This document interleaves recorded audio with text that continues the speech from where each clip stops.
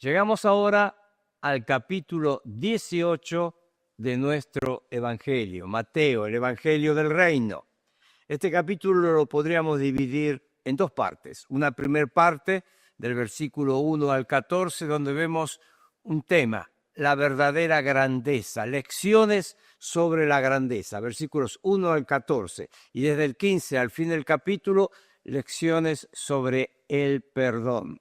Qué gran tema el perdón. Pero vamos a llegar allí después de brevemente considerar esta primera parte. Dice el versículo 1 que los discípulos se acercan al Señor diciéndole, ¿quién es el mayor en el reino de los cielos?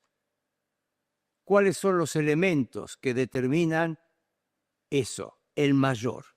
Y el Señor les sorprende con su respuesta. Llamando Jesús a un niño, lo puso en medio de ellos y dijo, de cierto os digo que si no os volvéis y os hacéis como niños, no entraréis en el reino de los cielos. Así que cualquiera que se humille como este niño, ese es el mayor en el reino de los cielos. La verdadera grandeza, la actitud de un niño. Fíjense que dice cualquiera que se humille. Sí, el niño es humilde. El niño es sencillo. El niño es enseñable. El niño es confiado. El niño es crédulo. El niño cree. El niño es dependiente.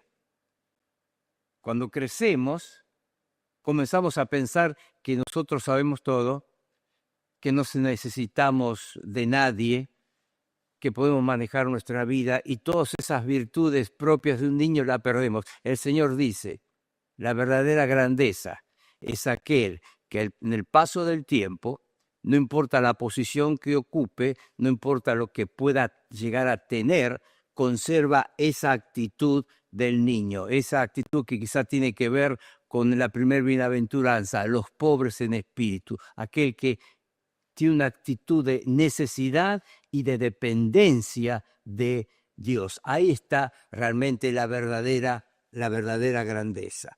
Ay del mundo por los tropiezos, dice el versículo 7, porque es necesario que vengan tropiezos, pero ay de aquel hombre por quien viene el tropiezo. Ya ha dicho en el versículo 6, cualquiera que haga tropezar a alguno de estos pequeños que creen en mí, mejor le fuera que se le colgase al cuello una piedra de molino de asno y que se hundiese en lo profundo del mar. Aquí está el Señor hablando de la gravedad de ser tropiezo. Y dice, es necesario que vengan los tropiezos. Y los tropiezos están. Y no solo cuando dice niño, creo que el Señor estaba pensando en una criatura de 8, 9, 10 o 12 años. Creo que estaba hablando también de aquellos que son niños en su vida espiritual.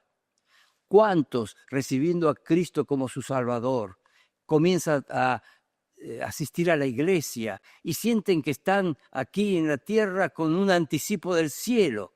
Y de pronto observan cosas, suceden cosas en el ámbito de la iglesia local que siendo un niño le escandalizan, le hacen tropezar.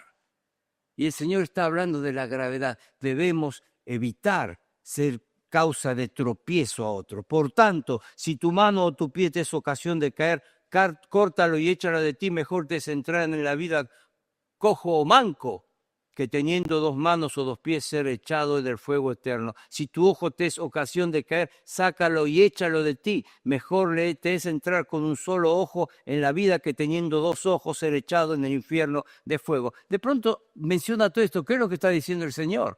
Que claro, a través de lo que hacemos con nuestras manos, a través de los lugares que pueden llevarnos nuestros pies, a través de la forma que podemos tener de mirar y aún de llegar a codiciar, todo ese tipo de cosas pueden ser motivos de tropiezo a un niño en la fe. Mejor córtalo. Obviamente el Señor está aquí diciéndonos y mostrándonos la gravedad de ser causa de tropiezo. No menospreciéis a uno de estos pequeños, porque os digo que sus ángeles en los cielos ven siempre el rostro de mi Padre que está en los cielos, porque el Hijo del Hombre ha venido para salvar lo que se había perdido.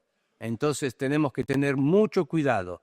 El Señor ama, ha venido a salvar, nuestro Señor, a los pequeños como a los adultos, y tenemos que tener mucho cuidado de no ser causa de tropiezo en su andar, en su crecimiento espiritual. Y fíjense, el Señor con una parábola de aquel pastor de ovejas la va a ilustrar. ¿Qué os parece? Si un hombre tiene 100 ovejas y se descarría una de ellas, ¿no deja las 99 y va por los montes a buscar la que se había descarriado? Y si acontece que la encuentra, de cierto digo que se regocija más por aquella que por las 99 que no se descarriaron. Así no es la voluntad de vuestro Padre que está en los cielos, que se pierda uno de estos pequeños. Con esta parábola tan sencilla, tan clara, el hombre tenía 100 ovejas, no dijo, bueno, perdí una, me quedan 99, no dijo eso. Guarda las 99 seguras, pero no descansa hasta que encuentra aquella que estaba perdida. Es la misma parábola que encontramos en Lucas 15 para darnos a entender lo que importan para Dios las almas de nosotros los humanos. La segunda parte del capítulo nos habla del perdón. Por tanto, dice el versículo 15, si tu hermano peca contra ti, ve y repréndele estando tú y él solos. Si te oyere, has ganado a tu hermano. Es interesante que ya en el Sermón del Monte, Mateo capítulo 5, el Señor habló acerca del perdón.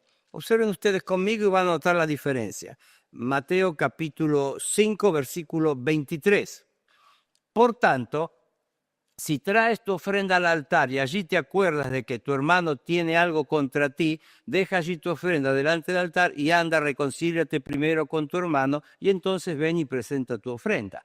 Aquí las situaciones son diferentes, porque en Mateo 5 lo que vemos es que una situación en la cual yo tengo conflicto con un hermano, y yo soy el responsable, yo soy la causa de ese conflicto, porque dice, allí te acuerdas de que tu hermano tiene algo contra ti. O sea, tu hermano está diciendo, me hiciste esto, me dijiste aquello. El ofendido es el otro, yo soy el responsable. Entonces, ¿cuál es el consejo del Señor? Deja tu ofrenda, no podés pensar en adorar a Dios mientras estás sosteniendo un conflicto con un hermano. Deja la ofrenda, vas, te reconcilias, es decir, lo vas a buscar, vos que sos responsable de esta situación, te reconcilias con él y después adorás. Cuando llegamos a este capítulo, observen ustedes que el cuadro es inverso. Ya no soy yo el responsable, es el otro. Si tu hermano peca contra ti, entonces uno podría pensar que, bueno, en Mateo 5 dice, si yo soy responsable, tengo que ir a buscarle. Uno podría esperar que acá dijera, si tu hermano peca contra ti, bueno, que él venga a pedirte perdón y tú perdónale. No dice así. Si tu hermano peca contra ti, ve. O sea, cuando yo soy el responsable, yo soy el ofensor, yo tengo que ir a buscar. Cuando el otro es el ofensor, yo tengo que ir a buscarle. ¿Por qué? Porque el Señor no quiere que nosotros permanezcamos en una actitud de falta de perdón, en una actitud de falta de comunión, que eso es lo que genera la falta de perdón. Ve y repréndele estando tú y él solos. Si te oyere, has ganado a tu hermano. Observen ustedes el cuadro. El otro tiene la culpa, el otro es el responsable de este distanciamiento. Entonces, fíjense el consejo bíblico y que hay que respetar es el hecho de primero ir a hablar con ese hermano estando tú y él solos. ¿Por qué? Porque esta es una gran demostración de amor. Yo tengo razón. Él me ofendió, pero yo le voy a hablar a solas, en primer lugar. Si te oyere, has ganado a tu hermano, porque le has dado una demostración de amor. Podrías ir a la iglesia, hablar con los pastores de la iglesia, decir, mire, yo tengo una situación que necesito solucionar, no puedo porque la persona ha hecho esto y aquello y aquello y aquello, entonces los ancianos lo citan. El primer paso siempre debe ser tú y él solo, porque estás mostrando tu amor y realmente tu deseo no de una revancha, de salir ganador en una discusión, sino en buscar la comunión con ese hermano. Ahora, si no te oyere, toma aún contigo 1 o 2 testigos, algunas personas de madurez espiritual que sean reconocidos por ambos en esa condición, para que en boca de 2 o 3 testigos conste toda palabra, y si no los oyere a ellos, dilo a la iglesia. Recién ahí, fíjense, lo ideal es que si la ofensa es en un círculo privado, en ese círculo privado sea también la reparación. Si no los oyera a ellos, dilo a la iglesia, y si no oyera a la iglesia, tenle por gentil y publicano. La disciplina en la iglesia. De cierto os digo que todo lo que atéis en la tierra será atado en el cielo, y todo lo que desatéis en la tierra será desatado en el cielo. Ya hablamos de esto cuando hablábamos en el versículo 16, el hecho de permitir, prohibir, el hecho de disciplinar, tomar medidas respecto a diversas situaciones. Otra vez os digo que si 2 de vosotros se pusieron de acuerdo en la tierra acerca de cualquier cosa que pidieren, les será hecho por mi Padre que está en los cielos, porque donde están 2 o 3 congregados en mi nombre, allá estoy yo en medio de ellos. Entonces se le acerca Pedro. Los rabinos de aquel entonces decían que había que perdonar 3 veces. 3 veces. Entonces Pedro llega al Señor con una pregunta. ¿Cuántas veces perdonaré a mi hermano que peque contra mí? ¿Hasta 7? Siendo que 3 era la medida de los que daban los rabinos. Pedro, pensando que el Señor iba mucho más allá, siendo que tal vez que pensó en que el 7 es un número relacionado con la divinidad, más del doble que 3, sugiere 7. Y tal vez Pedro está pensando que va a recibir del Señor una aprobación. Bien, Pedro, así me gusta que tengas un espíritu perdonador. Y Jesús le dijo, no te digo hasta 7, sino aún hasta 70 veces 7. Ahora, el Señor no está diciendo, 70 veces 7 son 490 veces, que yo debo tener un cuaderno donde voy anotando. 481, 482, y estoy esperando el momento de llegar al 490 para decirle al hermano, no te perdono nunca más. No, no es así. El Señor está diciendo que nuestro perdón no tiene límites, no debe tener límites, porque tenemos un Padre, tenemos un Dios que es perdonador. Y cada uno en su propia experiencia debe reconocer eso, lo que es la misericordia de Dios sobre nuestras vidas. El perdón de Dios lo estamos disfrutando y lo hemos disfrutado y lo disfrutaremos. Y un espíritu semejante debemos tener nosotros. Pero para ilustrar esta verdad, el Señor le va a narrar una parábola. Por lo cual, dice el versículo 23, el reino de los cielos es semejante a un rey que quiso hacer cuentas con sus siervos. Y comenzando a hacer cuentas, le fue presentado uno que le debía 10.000 talentos. ¡Fua!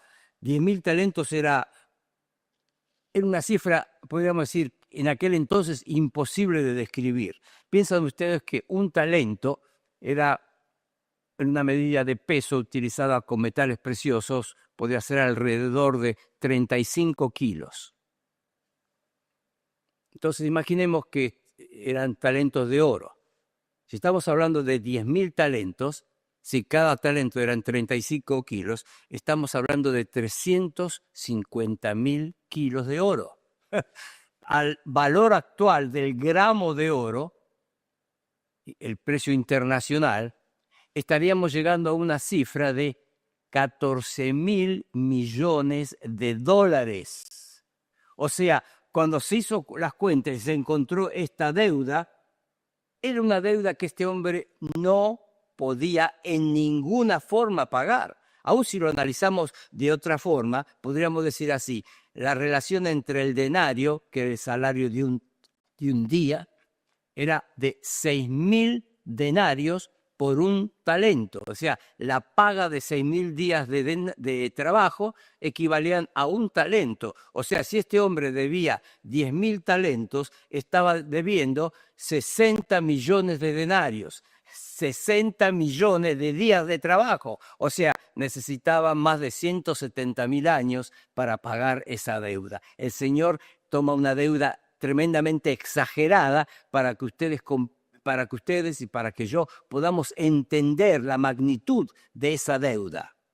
Entonces, como no pudo pagar, ordenó su señor venderle y a su mujer y a su hijo y todo lo que tenía para que se le pagase la deuda, es decir, para recuperar aunque sea algo.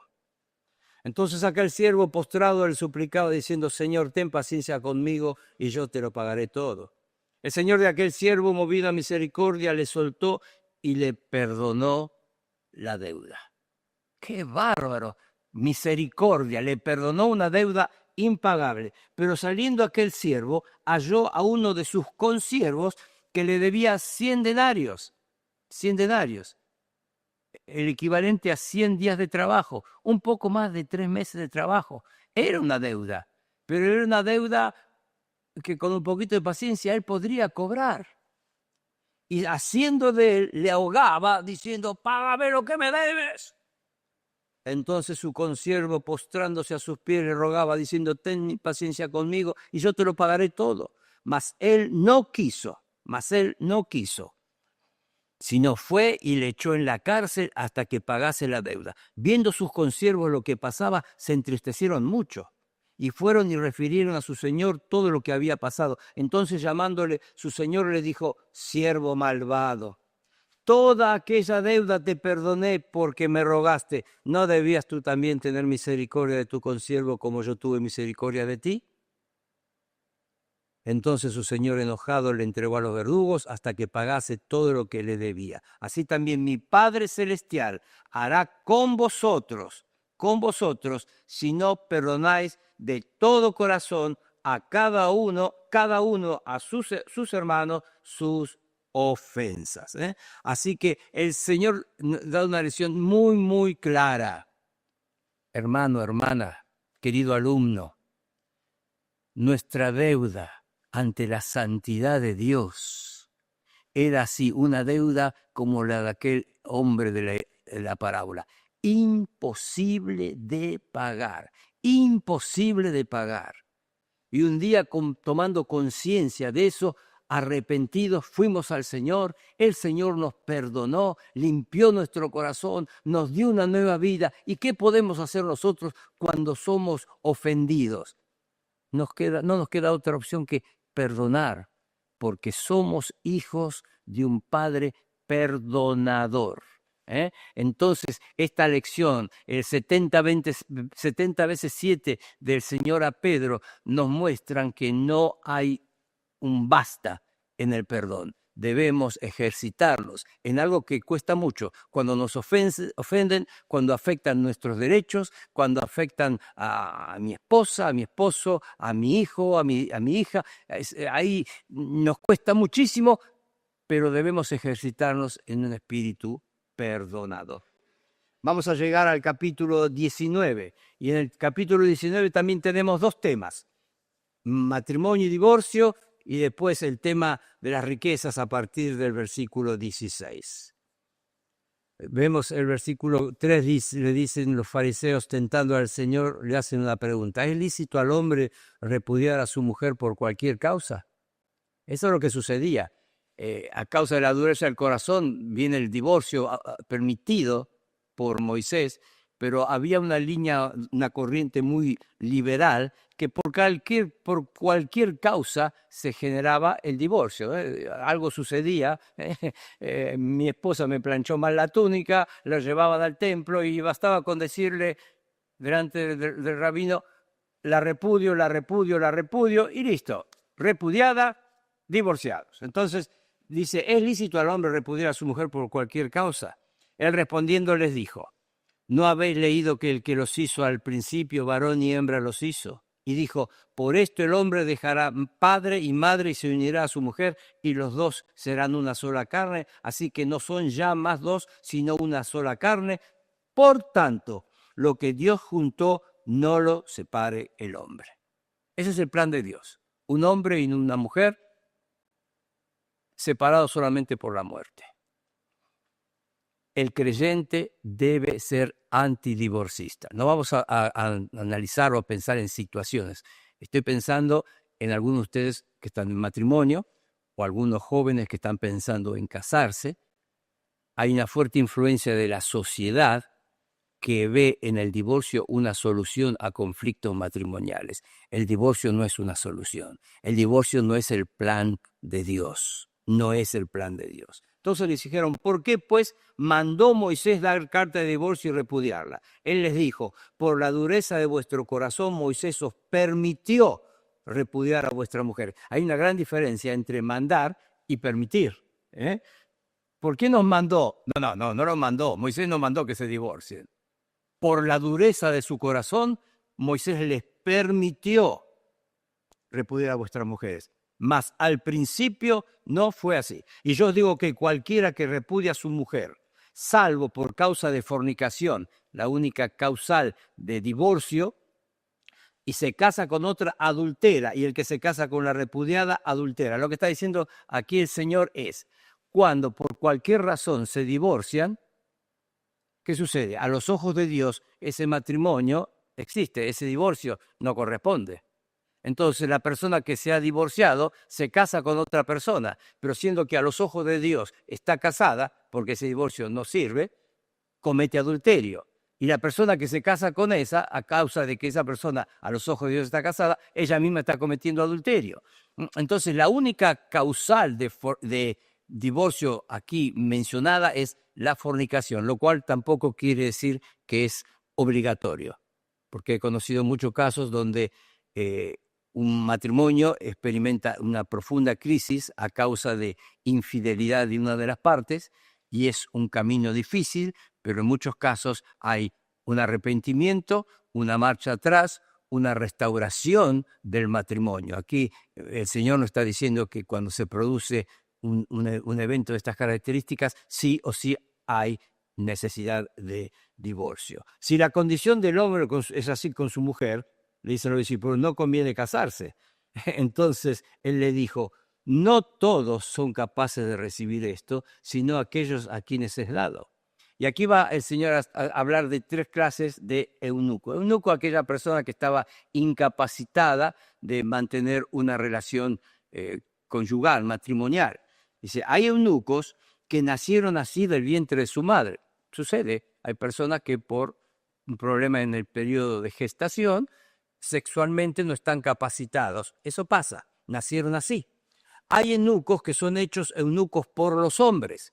Una cosa muy común en aquellas antiguas cortes, donde el rey, para tranquilidad de la reina, a veces había varias reinas, más el harem, entonces los hombres que trabajaban así, allí en el palacio, eran incapacitados en este sentido. Pero también hay eunucos que asimismo se hicieron eunucos por causa del reino de los cielos.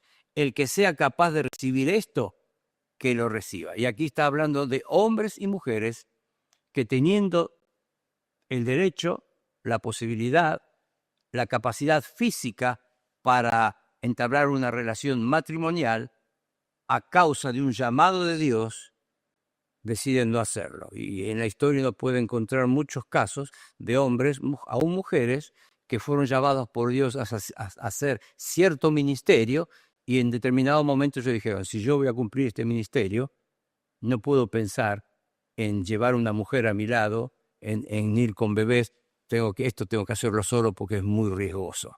Y aún mujeres que sacrificaron la posibilidad de ser esposas, madres, a causa del reino de los cielos, a causa de ese ministerio.